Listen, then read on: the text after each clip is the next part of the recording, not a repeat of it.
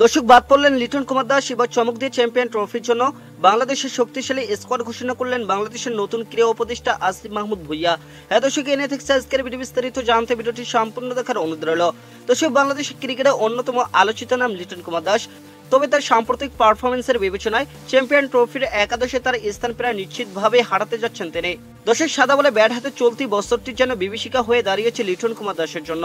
একসময় যিনি ছিলেন দলের হয়ে নির্ভরযোগ্য ব্যাটার, আজ তার পারফরমেন্সের কারণে তাকে দল থেকে বাইরে থাকার শঙ্কায় ফেলেছে। দর্শক, 2 বছর আগে টেস্ট ওয়ানডে মিলিয়ে দেশের হয়ে সর্বোচ্চ রান করেছিলেন লিটন কুমার দাস, কিন্তু 2024 সালে এসে তার সেই পারফরমেন্স যেন অতীতের সোনালী গল্প হয়ে গেছে।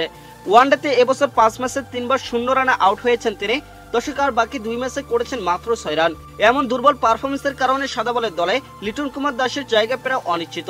দর্শক, চ্যাম্পিয়ন ট্রফিতে বাংলাদেশের দলে ওপেনিং থেকে শুরু করে ফিনিশিং পর্যন্ত বেশ কিছু পরিবর্তন আনতে পারে।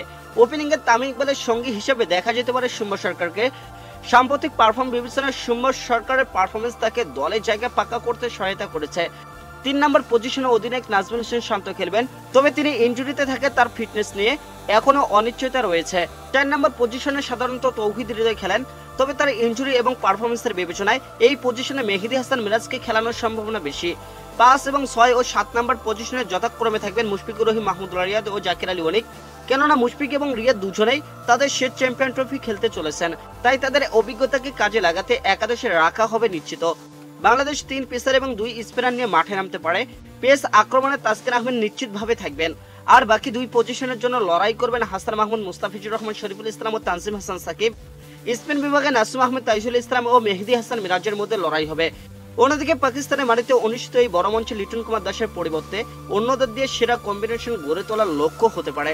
চ্যাম্পিয়ন ট্রফির জন্য সম্ভাব্য সেরা একাদশ: তামিম ইকবাল খান, লিটন কুমার দাস, সৌম্য সরকার, তানজিদ হাসান তামিম, নাজমুল হোসেন শান্ত, অধিনায়ক সাকিব আল হাসান, তৌহিদ হৃদয়, মুশফিকুর রহিম, মাহমুদুল্লাহ রিয়াদ, জাকির আলী অনিক, মেহেদী হাসান মিরাজ, নাসুম আহমেদ, রিশাদ হোসেন, হাসান মাহমুদ, নাহিদ রানা, শরীফুল ইসলাম, তাসকিন আহমেদ, মুস্তাফিজুর রহমান।